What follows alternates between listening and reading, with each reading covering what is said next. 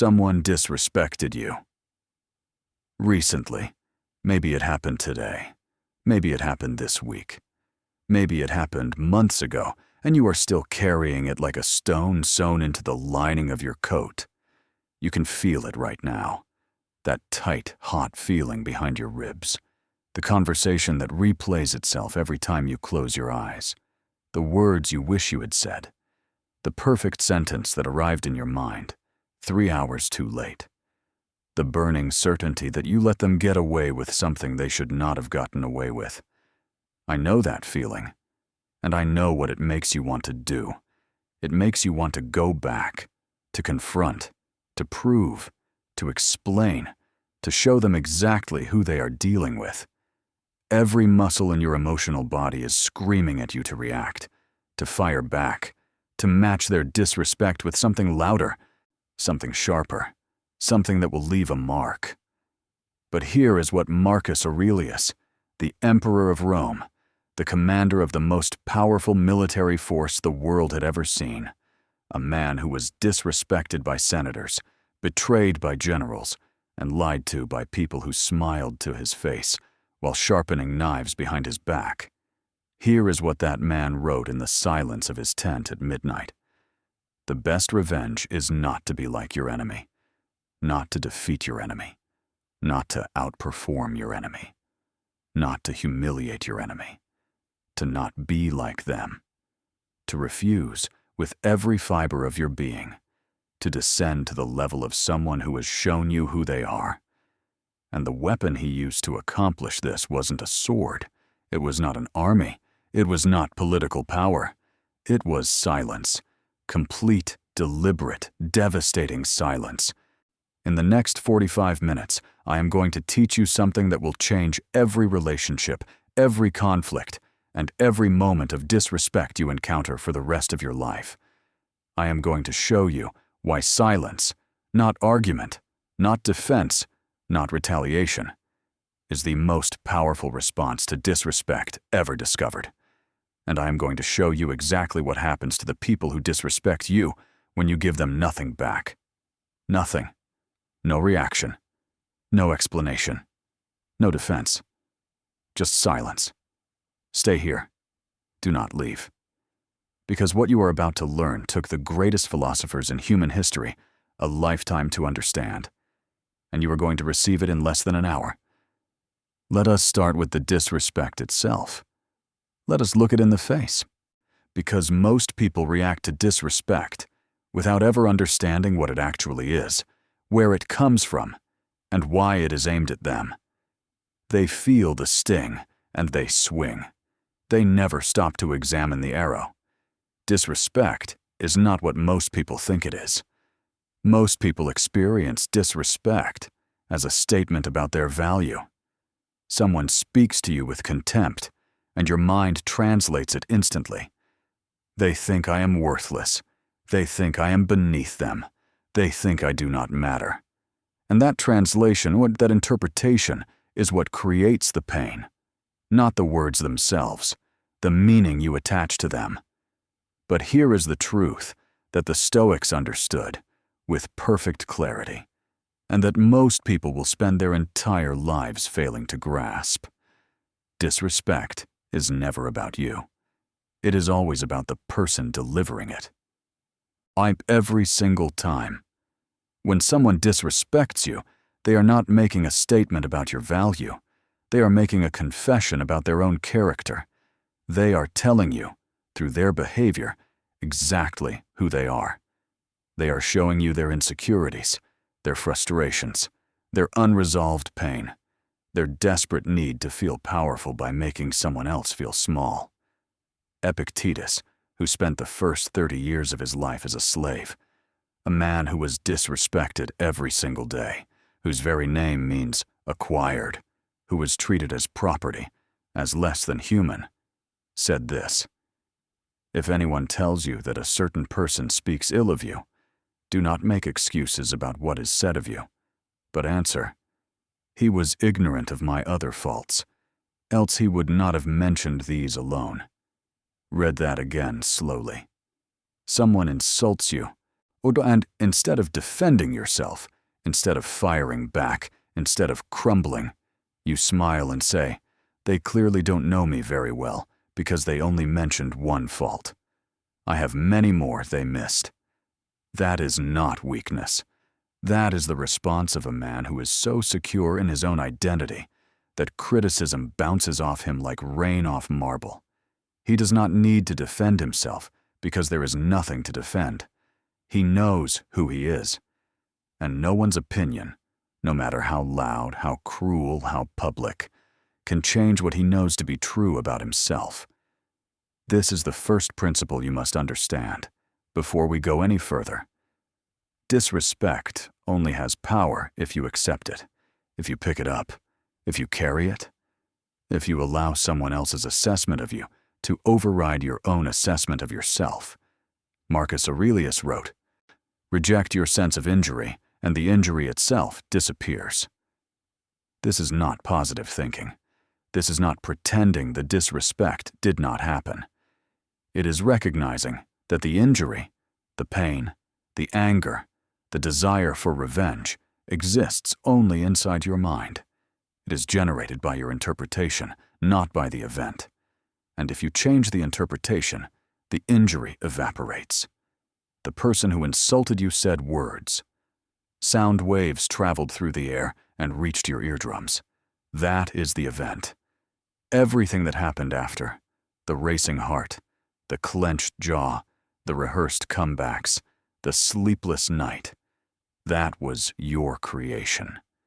Your mind took those sound waves and built a fortress of suffering around them, brick by brick, thought by thought, until the fortress was so large that it blocked out the sun.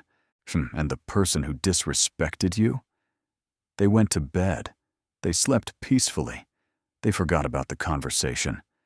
They moved on with their life while you lay awake constructing arguments against a person who was not even in the room. This is the cruelest irony of reactive behavior. The person who disrespects you pays nothing. They spend nothing. They lose nothing. But you, the person who was disrespected, you pay everything. You pay with your sleep. You pay with your peace. You pay with hours of mental energy that could have been invested in your work, your relationships, your growth, your future. You are writing checks from your own account and depositing them into someone else's bank, and they are not even aware of the transaction. This is what Seneca meant when he wrote, "So how much more grievous are the consequences of anger than the causes of it." The disrespect lasted 5 seconds. Your reaction lasted 5 days. The cause was a sentence.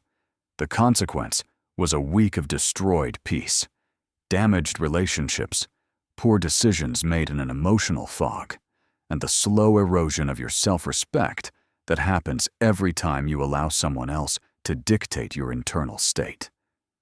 Now, I want you to understand something about the people who disrespect you, because this understanding will change how you see every conflict for the rest of your life. People who disrespect others are not powerful. They are the weakest people in any room. And I don't say this as a comforting platitude. I say it as a psychological fact. Disrespect is a symptom of internal chaos.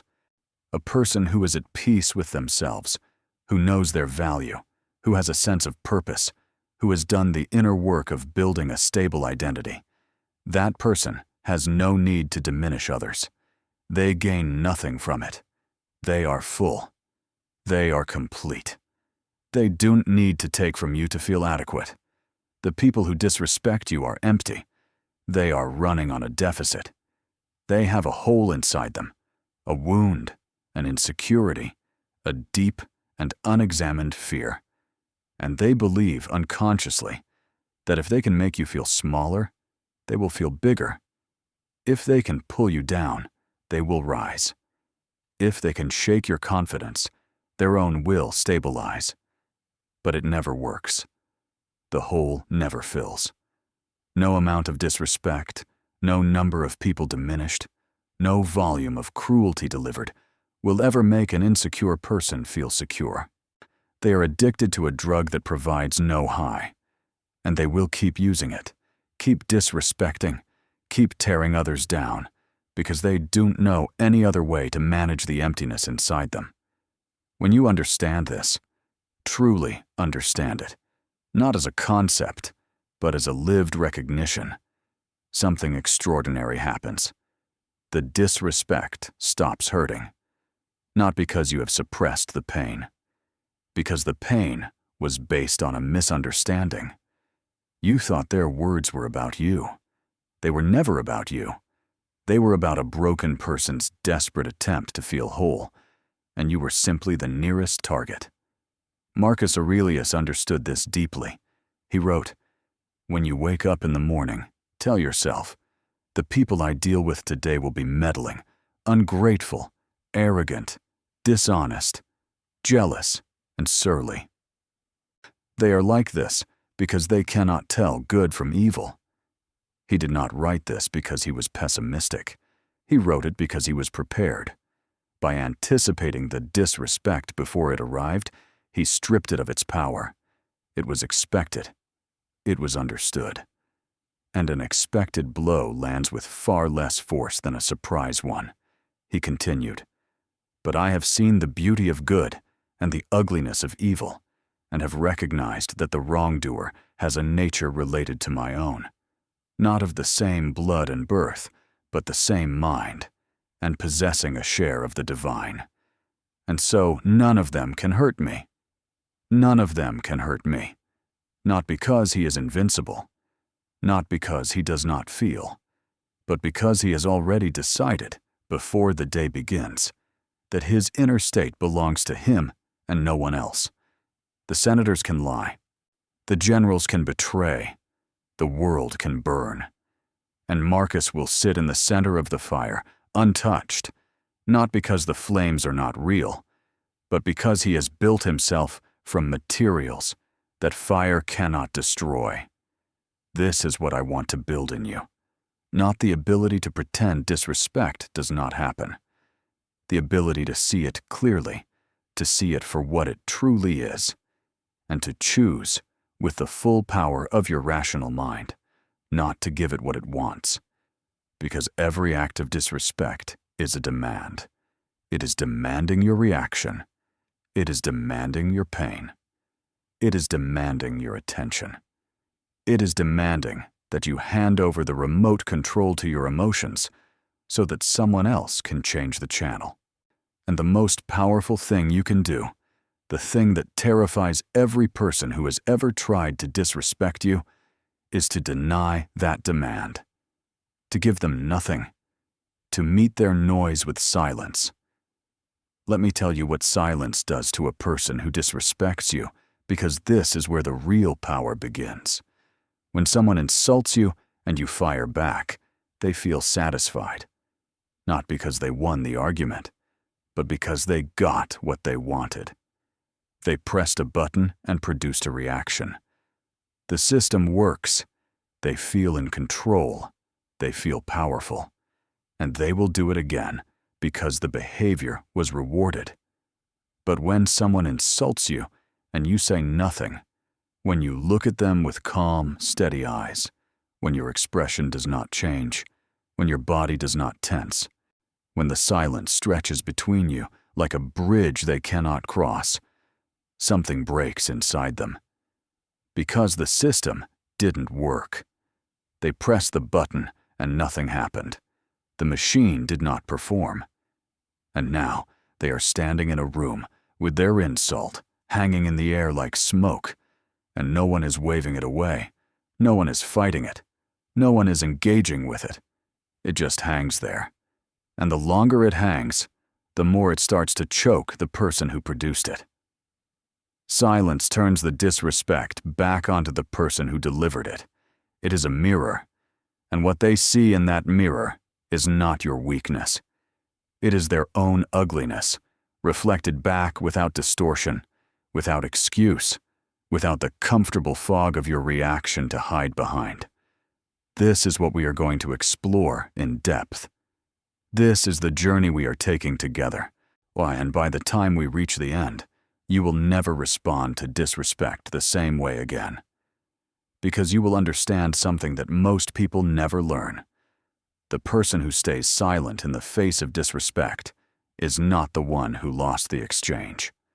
They are the one who won it, before it even began. There is one more thing I need to show you before we move forward. It is a pattern that you may have noticed in your own life, but never had the words to describe. The people who disrespect you the most are almost always the people who need you the most. Think about it. Strangers rarely disrespect you with real venom. They do not have enough information about you to craft a meaningful insult. They do not know where your wounds are. They cannot aim. But the people closest to you, family members, partners, old friends, colleagues who have watched you grow, they know exactly where to aim. They know your insecurities. They know your history. They know the words that will cut deepest. And when they disrespect you, it is not random. It is surgical. Why? Because your growth threatens them. Your change destabilizes the dynamic they have built their identity around. When you were small, they could feel adequate. When you were struggling, they could feel successful. When you were dependent, they could feel needed. But now you are changing. You are becoming something they did not anticipate. And their disrespect is not about you at all. It is about their terror of losing the version of you that made them comfortable. Seneca wrote about this with devastating clarity. He observed that people will always try to pull you back to the level they are comfortable with, not out of malice, out of fear. Your ascent is their mirror, and they do not like what they see. When you understand this, the disrespect transforms. It stops being an attack and starts being information. It tells you exactly who cannot handle your evolution. It tells you who is invested in your stagnation. It tells you who needs to be loved from a distance, not abandoned, not hated, but loved from a distance that protects your peace. And the way you establish that distance is not through confrontation, not through arguments, not through dramatic exits or passionate speeches about boundaries. It is through silence. Silence is the distance. Silence is the boundary. See, silence is the wall that protects your inner citadel while allowing you to remain kind, present, and compassionate. You do not need to explain why you are quiet. You do not need to justify your lack of reaction. You do not need to announce that you are practicing Stoic philosophy or that you have decided to stop engaging with toxic behavior. You simply stop. And in that stopping, everything changes. Let me show you exactly how. Silence is not one thing. Most people think of silence as simply the absence of speech, a blank, a void, a nothing. But silence, when wielded by someone who understands it, is one of the most complex and powerful forces in human interaction. There are 5 layers of silence, 5 depths, and as we descend through them together, you will understand why the greatest leaders, philosophers, and strategists in history considered silence more valuable than any weapon, any army, any fortune. The first layer is reactive silence. This is the most basic form. It is what happens when someone disrespects you and you simply do not respond. You bite your tongue. You hold back the words that were forming. You swallow the retort. This is where most people start, and this is where most people fail. Because reactive silence is not true silence, it is suppression. It is holding a grenade with the pin already pulled and simply not throwing it. The grenade is still live. The anger is still burning. You have not spoken, but you have not found peace either. You are quiet on the outside and screaming on the inside. Reactive silence is better than reaction, always, without exception. But it is the shallowest layer. It is the beginning of discipline, not the mastery of it. And if you stay here, if this is all you ever learn, you will eventually break. The pressure will build too high, and the grenade will go off in your own hands. The second layer is strategic silence. This is where intelligence begins. Strategic silence is not about suppressing your response. It is about recognizing that silence itself is a response, and often the most powerful one available. In military strategy, there is a concept called fog of war. It refers to the uncertainty that exists on a battlefield when you do not know what your opponent is planning. Commanders who master this uncertainty have an enormous advantage. Because when you don't know what someone is going to do, you must prepare for everything. You must spread your resources thin. You must defend every flank. You become paralyzed by possibility. Strategic silence creates a fog of war in conversation. When you do not respond to disrespect, the person who delivered it has no data. They do not know if you are angry, amused, indifferent, or planning something. They have no feedback, no map. They threw a punch and it landed in fog. And now they have to wonder, did it connect? Did it miss? Did it make things better or worse? Should they push harder or retreat? This uncertainty is devastating because most people who disrespect others rely on a predictable pattern. They provoke, you react. They calibrate their next move based on your reaction. That is the game. It is a feedback loop, and your reaction is the data that powers it. When you remove the data, when you give them nothing, the loop breaks. The game ends. Not because you won, because you refuse to play. And a person who refuses to play a game they cannot win is the most dangerous person in any room. Marcus Aurelius used strategic silence constantly. As emperor, he sat in councils where senators competed for his favor, where advisors pushed personal agendas disguised as policy recommendations, where everyone was performing for an audience of one. And Marcus's most powerful tool was not his authority.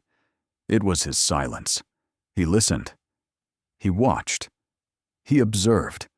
And when he finally spoke, every word carried the accumulated weight of all the words he had chosen not to say. People feared his silence more than they feared his anger, because anger is readable. Anger tells you where you stand. But silence?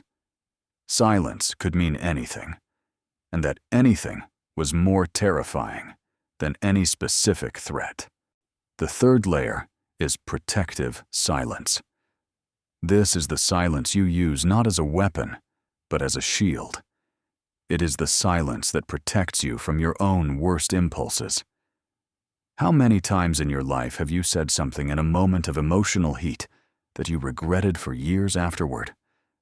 How many relationships have been damaged by a sentence that took 2 seconds to say and 2 years to recover from?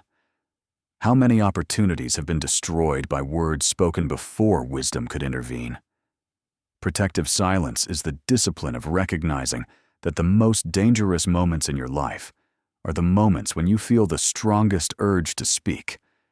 Because that urge, that burning, urgent, desperate need to say something right now, is almost always coming from your emotions, not your reason.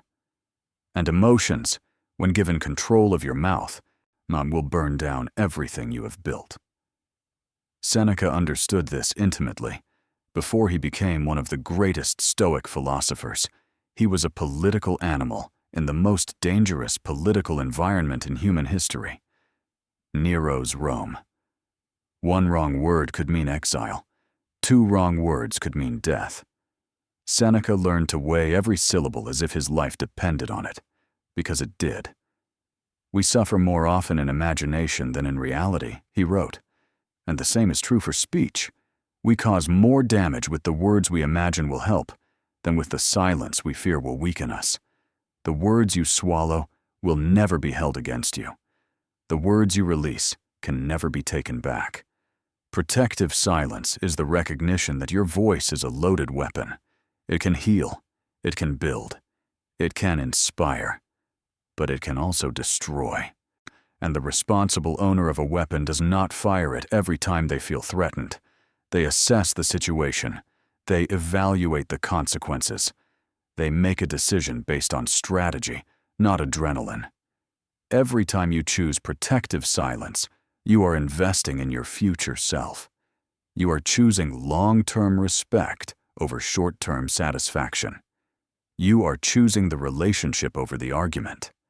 You are choosing who you want to be over who your emotions are pushing you to become. The fourth layer is healing silence. This is the silence that repairs you, not the silence that protects you from others, the silence that protects you from yourself. Most people live in a state of perpetual internal noise. Their minds are constantly producing commentary, judgment, evaluation, comparison, prediction, and replay. There is never a moment of quiet.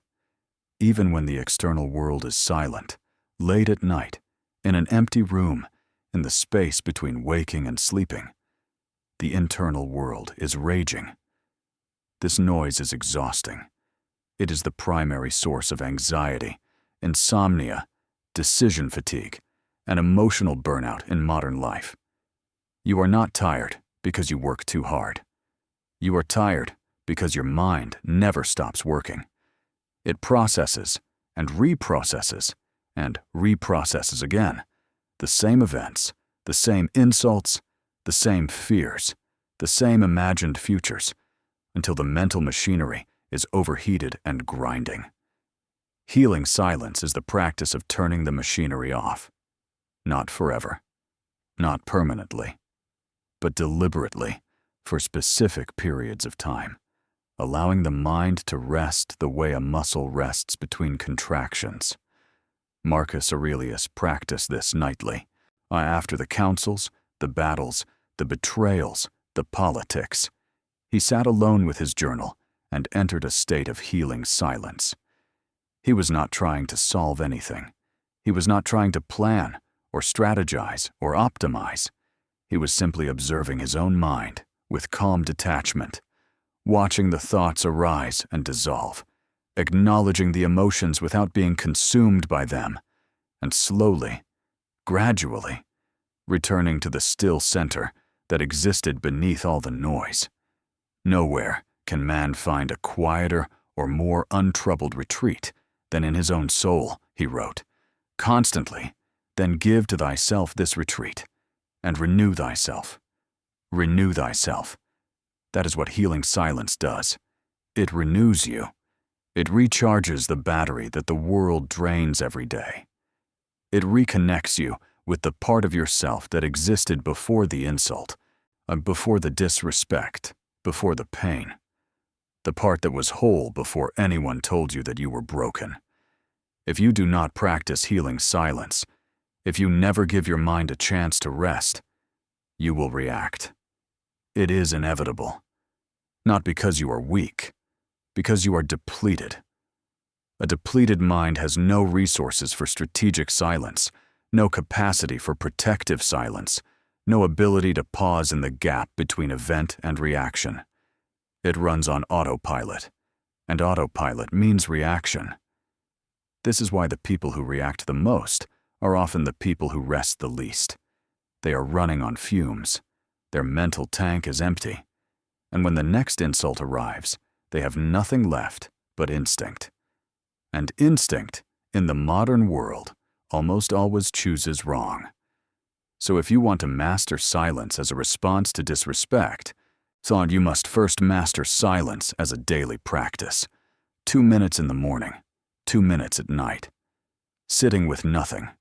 No phone. No music. No input. Just the sound of your own breathing and the gradual quieting of the machinery. This is not meditation instruction. This is survival strategy. Because the world will keep disrespecting you. People will keep pushing your buttons. Life will keep delivering provocations. And the question is not whether the provocations will come.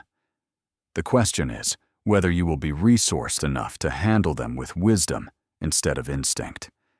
Healing silence gives you that resource. fill the tank, and the reactions stop. The fifth and deepest layer is what I call sovereign silence. This is the silence that does not need a reason. It is not reactive. It is not strategic. It is not protective. For it is not healing. It simply is. Sovereign silence is the natural state of a person who has done the work, a person who has descended through the first 4 layers and arrived at a place where silence is no longer a technique or a practice. It is an identity. It is who they are. The sovereign mind does not need to be told to stay quiet when disrespected. It does not need to remind itself to count to 5. It does not need to rehearse philosophical principles or recall Marcus Aurelius quotes. The silence arises naturally, spontaneously, effortlessly, because the person has reached a level of internal stability where external provocations simply cannot penetrate. This is what Epictetus described when he said, "No man is free who is not master of himself." Sovereign silence is the sound of self-mastery. It is what freedom sounds like when it stops being a concept and becomes a lived experience. The person operating from sovereign silence does not react to disrespect because they genuinely, deeply, authentically do not need to. The insult arrives and finds nothing to attach to. There is no wound to reopen, no insecurity to exploit, no button to push. The person is whole, and a whole person does not shatter when someone throws a stone at them. The stone bounces off and falls to the ground, and the person does not even look down to see where it landed. This is where I want to take you, not to reactive silence, which is discipline through gritted teeth, not to strategic silence, which is intelligence applied to conflict, not to protective silence, which is wisdom guarding the gates, not even to healing silence, which is the practice that fills the tank, to sovereign silence, the deep, unshakable, permanent state of a person who has realized that no one has the power to disturb them without their permission. This is not achieved in a day. It is not achieved in a month. It is a direction, not a destination. But every single time you choose silence over reaction, you move one step closer. And the steps accumulate, and one day you will realize that you are not practicing silence anymore. You are silence. And that is when everything changes, not for you, for everyone around you. Let me show you exactly what happens to the people who disrespect you when you reach this state. Because the effects are not subtle. They are dramatic, visible, and profoundly satisfying. Not because you planned it, not because you engineered it, but because power, real power, the kind that does not need to announce itself, creates consequences that no amount of noise could ever produce. Now I want to show you something that no one talks about, not the self-help channels, not the motivational speakers, not even most philosophy teachers. I want to show you what happens inside the mind of the person who disrespected you when you give them nothing back. Because this is where the real power lives. Not in your experience of silence, in their experience of your silence. And that experience, once you understand it, will convince you more than any philosophical argument ever could. There are 5 psychological stages that a person goes through when their disrespect is met with silence.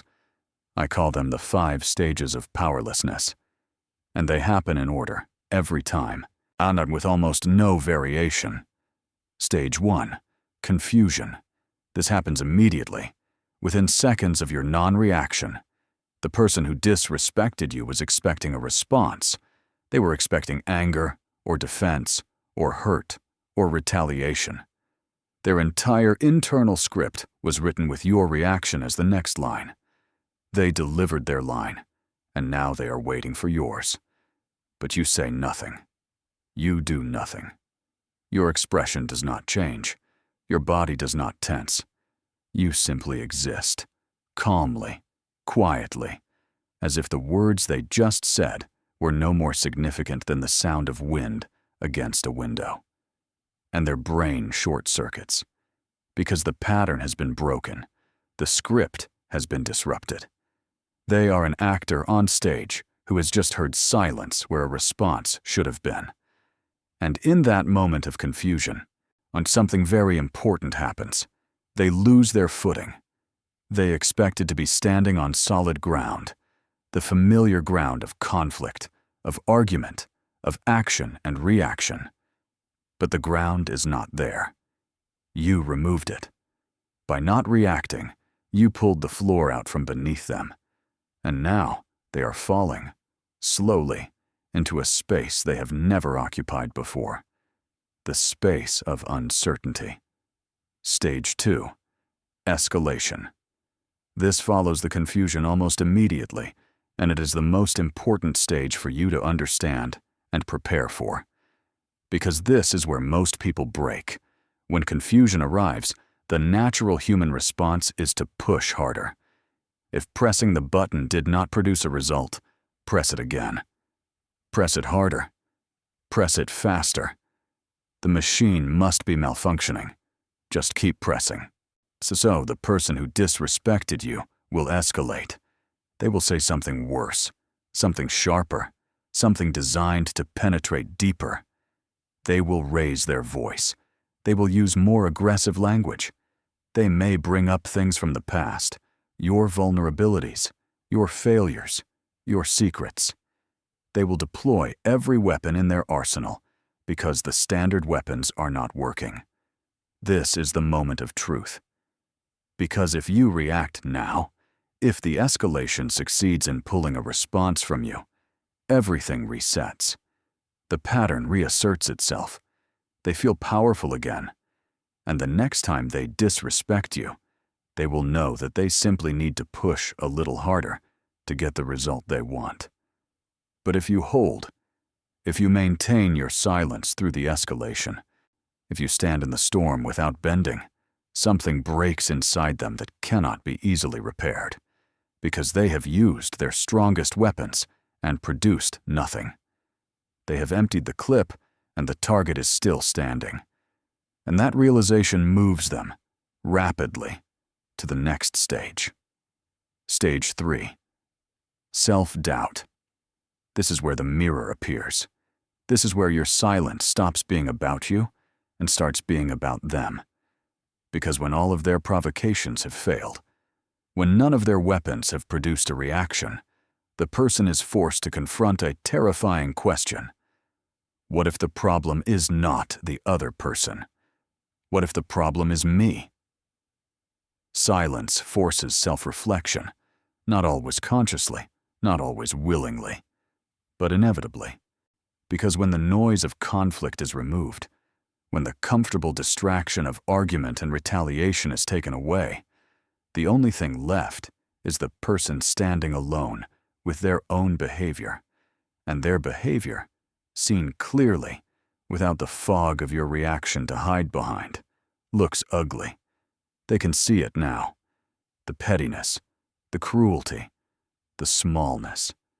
Without your anger to justify their anger, without your words to counter their words, their disrespect stands naked and exposed, and they don't like what they see. This is the stage where apologies are born, not immediately, sometimes not for days or weeks, but the seed is planted here, in the soil of self-doubt, watered by the silence that forced them to look inward when they wanted to look outward. Marcus Aurelius wrote, "Whenever you are about to find fault with someone, I ask yourself the following question. What fault of mine most nearly resembles the one I am about to criticize?" Your silence forces the other person to ask this question, not because you demanded it, but because you created the conditions in which it could not be avoided. Stage 4. Respect. This stage may surprise you. It certainly surprises the person going through it, because the last thing they expected, when they set out to disrespect you, was to end up respecting you more. But that is precisely what happens. Because every human being, on a deep and instinctual level, recognizes the difference between someone who cannot control themselves and someone who chooses not to. Every human being, however unconsciously, respects restraint more than aggression. Think about the people in your life whom you respect the most. Not the loudest people, not the most argumentative, not the ones who always have a comeback, always have an opinion, always have to win. The people you respect are the ones who carry themselves with quiet authority, the ones who do not need to prove anything, the ones who could destroy you with a sentence but choose not to. That choice, that deliberate, conscious, visible choice, is the source of their power. When you remain silent in the face of disrespect, you demonstrate that choice. You show the other person, without saying a word, that you are capable of responding but have decided not to. That you are not silent because you are weak or afraid or unable. You are silent because you are above the fight. You see it clearly, you understand it completely, and you have chosen not to participate. That realization changes how the other person sees you, not overnight, not with fanfare, but gradually, quietly, in the privacy of their own mind. They begin to see you differently. The person they tried to diminish has become the person they cannot reach. The person they tried to control has become the person who cannot be controlled. And there is nothing more magnetic, nothing more intimidating, nothing more fundamentally attractive than a person who cannot be controlled. Stage 5. Fear. This is the final stage, and it is the one that ensures the disrespect never happens again. Because after the confusion, the escalation, the self-doubt, and the respect, the person arrives at a place of genuine fear. Not fear of what you will do, fear of what you will not do. They now understand that you are operating on a different level, that the rules they are used to, the rules of action and reaction, of provocation and response, of emotional manipulation, do not apply to you. You have exited the game. You are playing by rules they do not know, on a board they cannot see, with pieces they cannot move. And that is terrifying. Because a person whose behavior you can predict is a person you can manage. But a person who gives you nothing, no reactions, no emotional data, no feedback, is a person you cannot manage. You cannot manipulate someone who does not respond to manipulation. You cannot control someone who has removed themselves from the system of control. The fear is not that you will hurt them. The fear is that you don't need them. The fear is that their opinion, their words, their approval, their disapproval, all of it means nothing to you. And if it means nothing to you, then they have no leverage, no power, no influence. They are irrelevant to you. And for most people, irrelevance is far more painful than hatred. I want you to understand something. These 5 stages, confusion, escalation, self-doubt, respect, and fear, are not theoretical. They are observable. You can watch them happen in real time when you practice silence in the face of disrespect. You will see the confusion on their face. You will hear the escalation in their voice.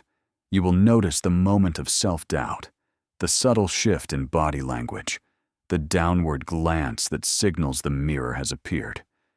You will feel the respect, though they will never say it out loud.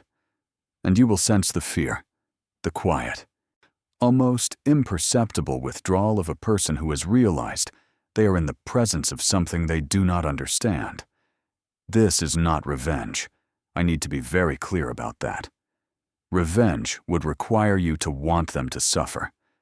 The Stoic does not want anyone to suffer. Marcus Aurelius was explicit about this. The best revenge is not to be like your enemy. The goal is not to punish.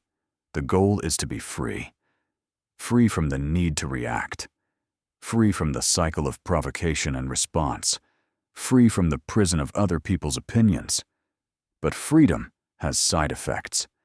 And one of those side effects is that the people who once controlled you realize, with slowly dawning horror, that they no longer can. And that realization changes them, not because you forced a change, because your silence created the space in which change became inevitable. This is the power of non-reaction applied to disrespect. It does not just protect you, it transforms the dynamic. It restructures the relationship. It redraws the map of power between you and every person who has ever tried to make you feel small. And you did not have to say a single word. Zeno of Citium, the founder of Stoicism, lost everything when his merchant ship sank. His entire fortune disappeared beneath the sea.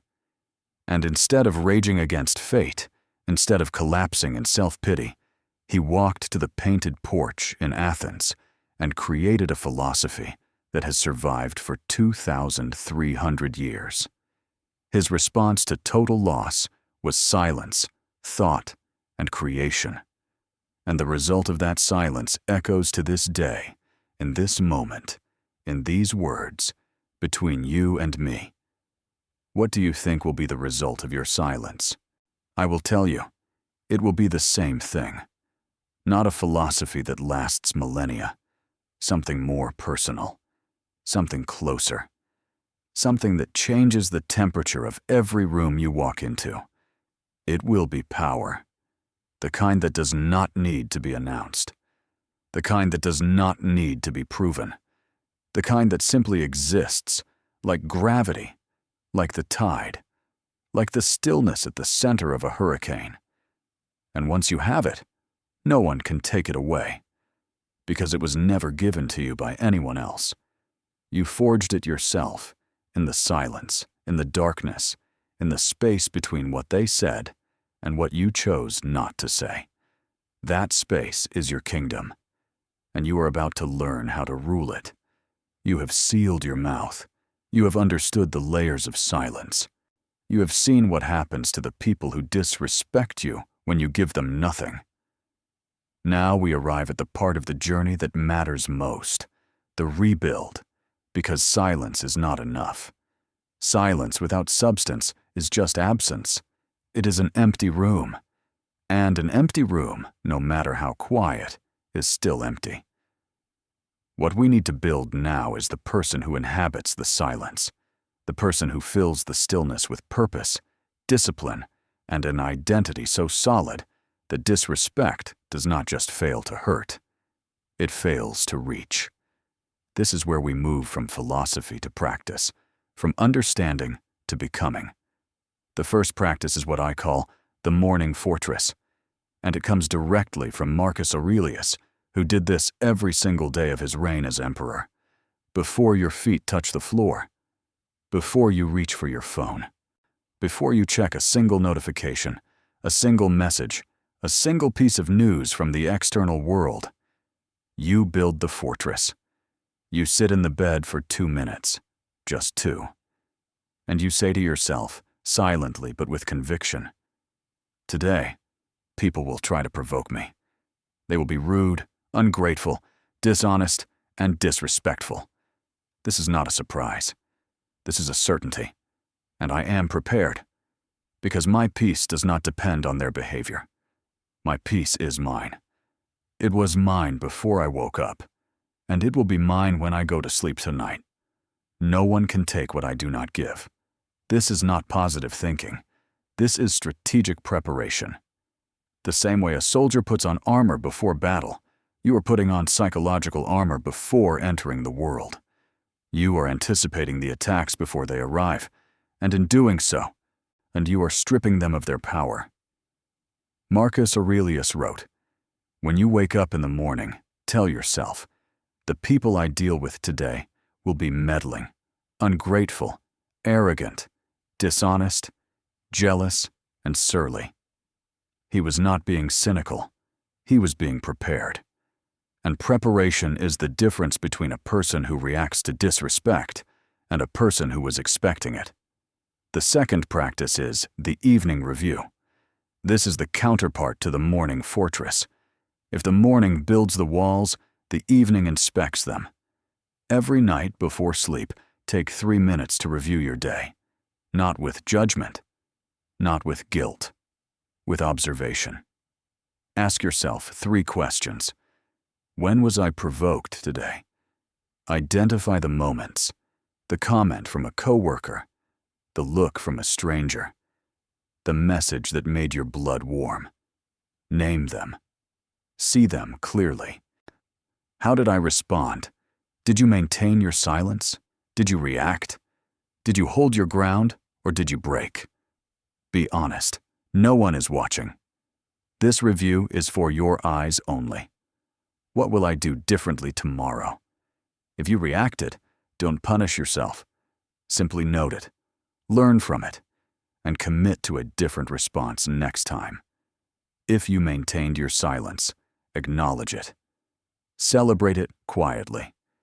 Recognize that you are building something, and today, you added another brick. This practice takes 3 minutes, and over weeks and months, it will transform you more profoundly than any book, any seminar, any motivational video. Because you are not consuming information. You are examining your own behavior. You are becoming a scientist of your own mind, and scientists improve through observation, not inspiration. And the third practice is what I call the selective circle.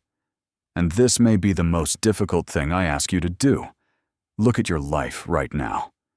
Look at the people in it, and ask yourself, with brutal honesty, who disrespects me regularly? Not who has disrespected me once. Everyone has a bad day. Everyone says something they regret. But who does it regularly? Who speaks to you with contempt as a default?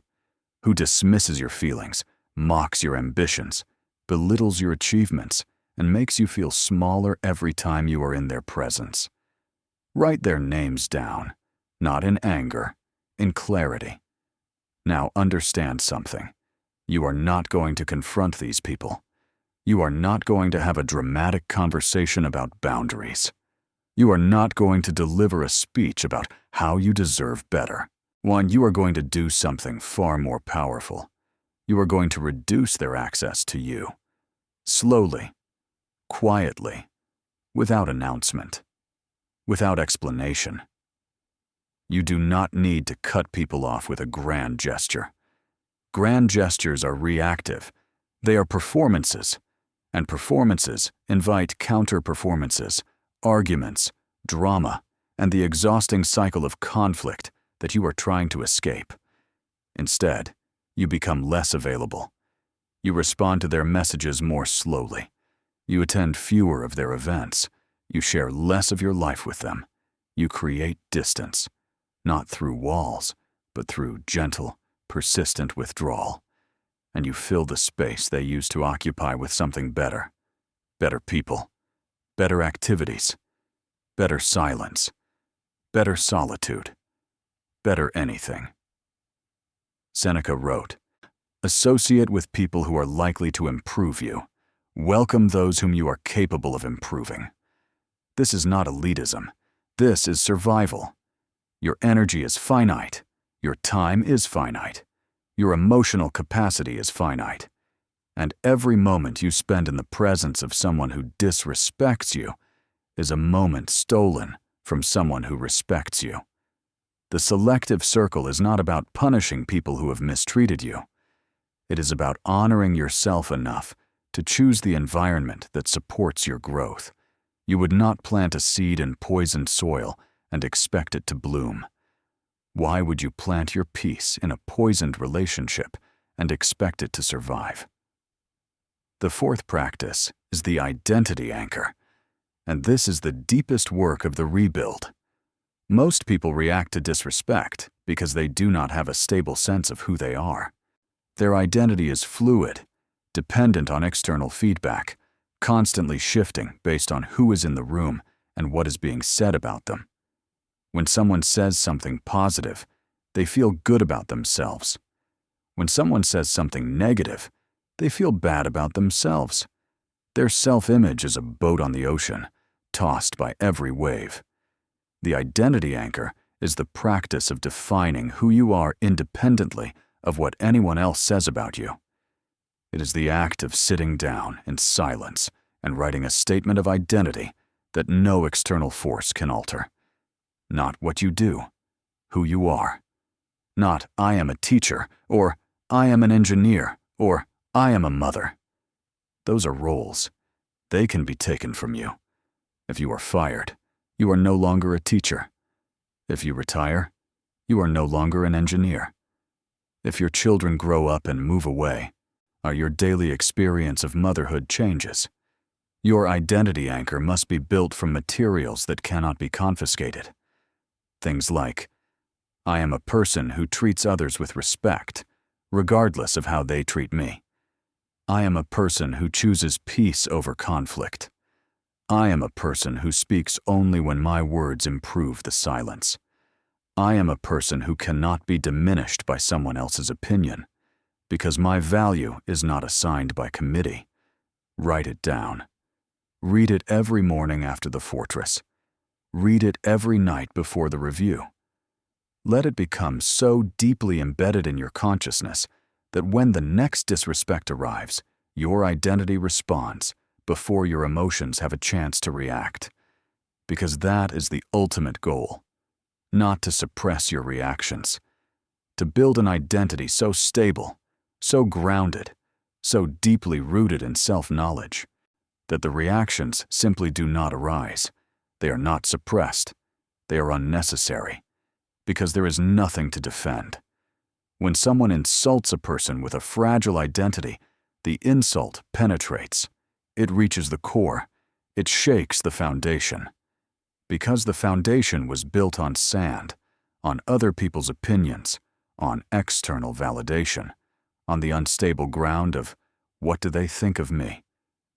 But when someone insults a person with an anchored identity, the insult arrives and finds nothing to attach to. The foundation is stone, the walls are thick, the citadel is intact. The insult bounces off and falls to the ground, and the person does not even look down, because they heard a pebble hit a fortress. And fortresses do not notice pebbles. Marcus Aurelius had an identity anchor. It was not his title. He never defined himself as emperor. In his private journal, he never once glorified his position.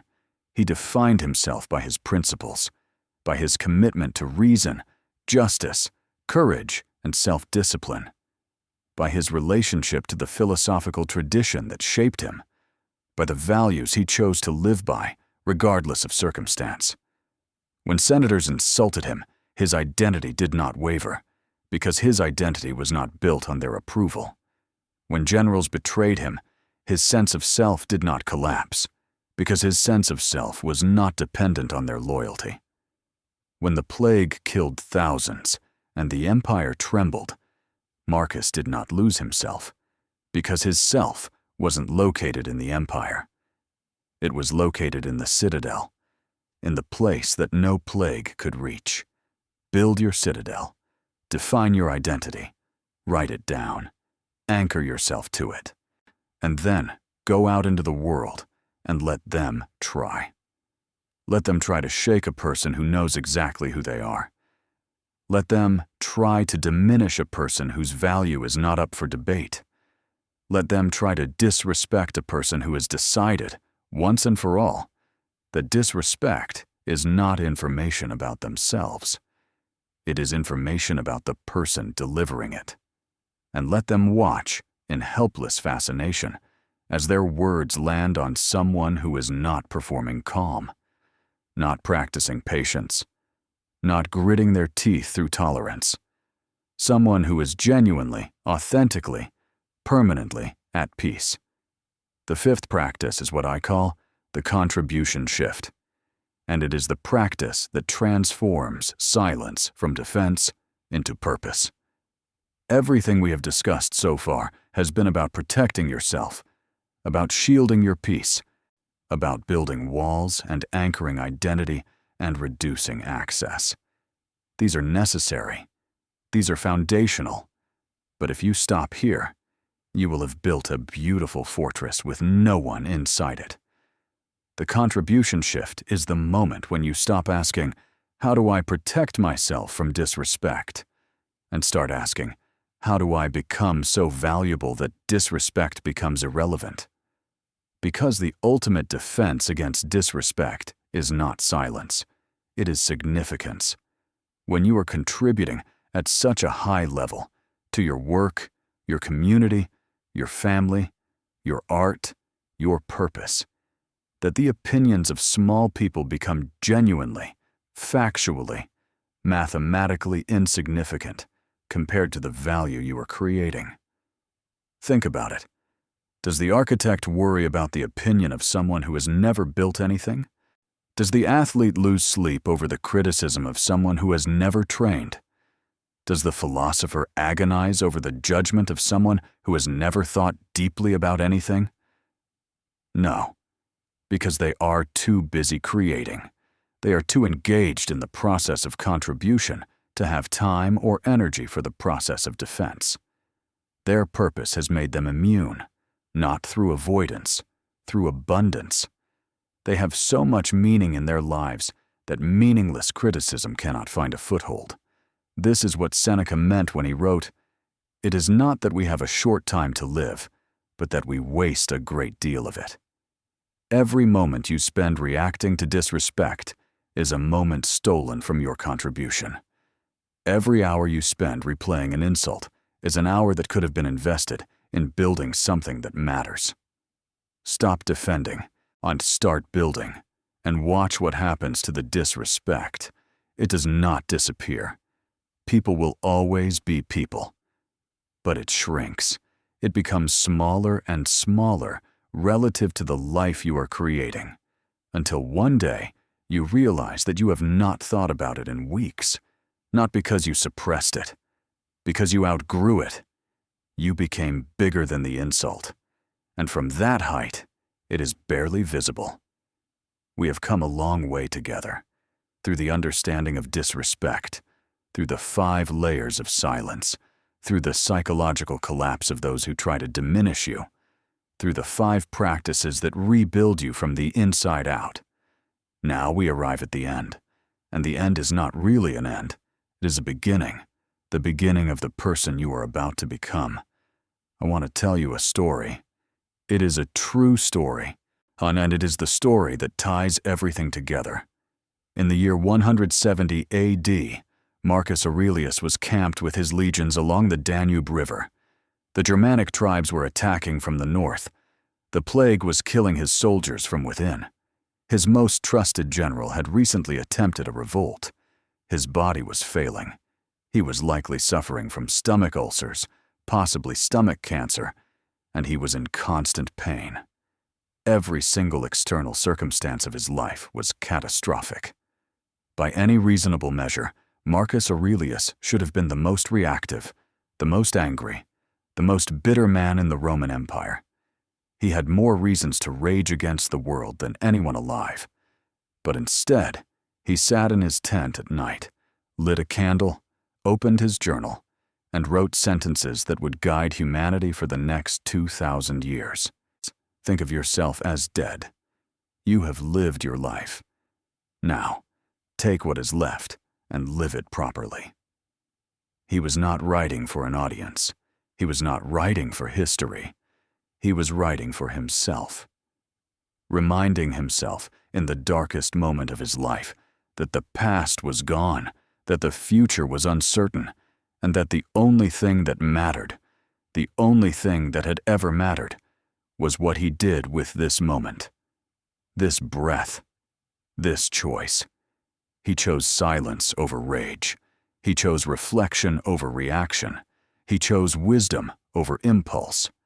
And in doing so, he left behind not a military victory or a political achievement, but something far more valuable, a journal, a small, private book of conversations between a man and his own soul.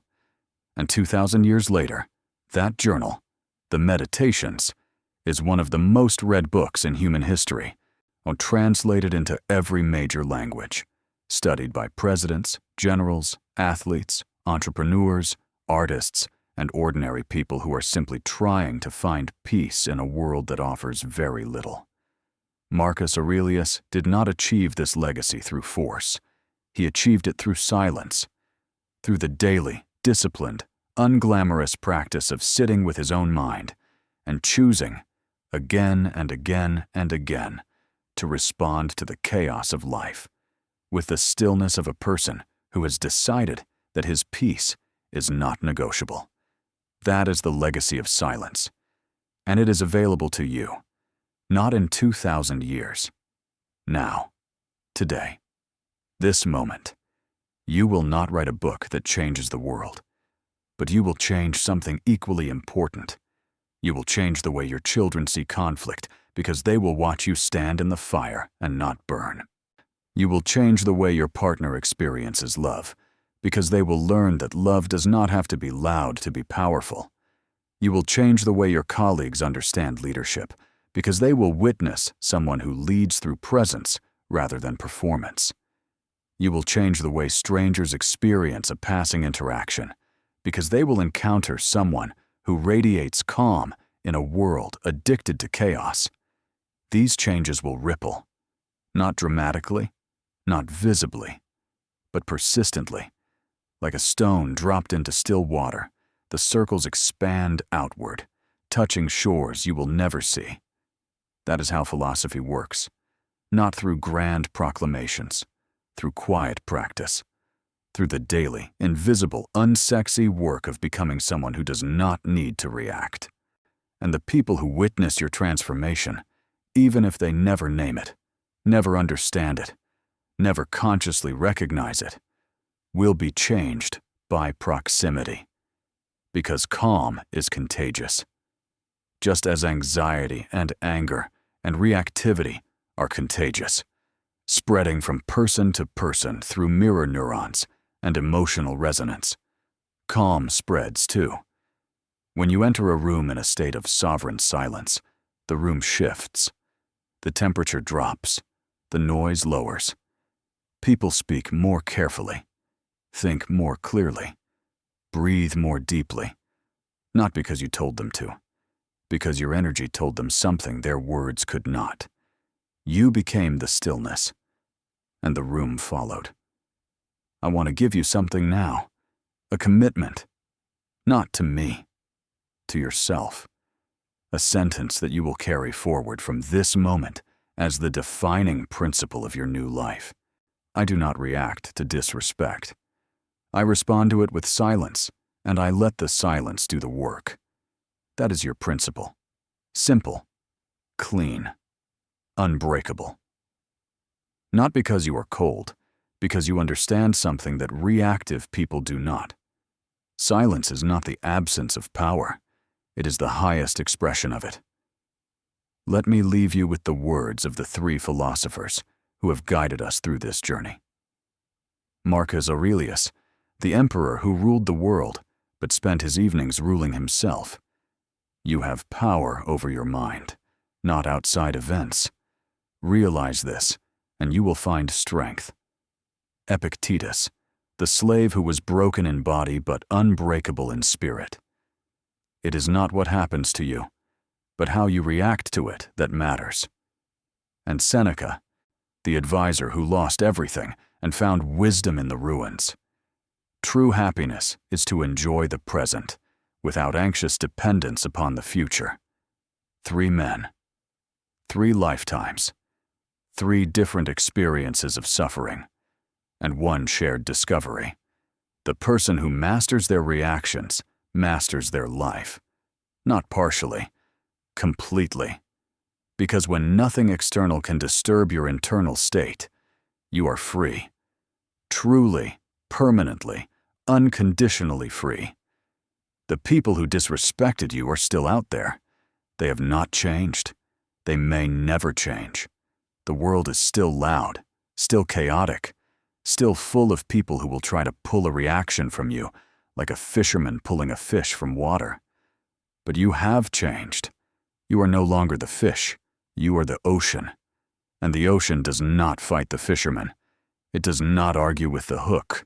See, it does not need to prove itself to anyone standing on the shore. It simply exists.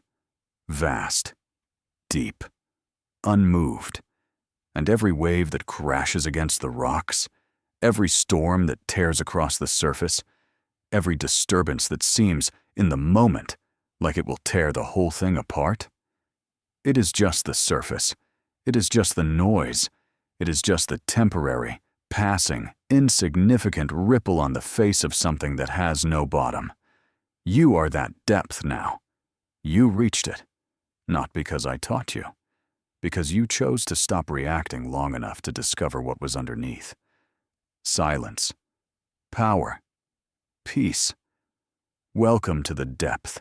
You are never going back to the surface. And the people who disrespected you, they are still standing on the shore, shouting at an ocean that cannot hear them. Let them shout. You have better things to do.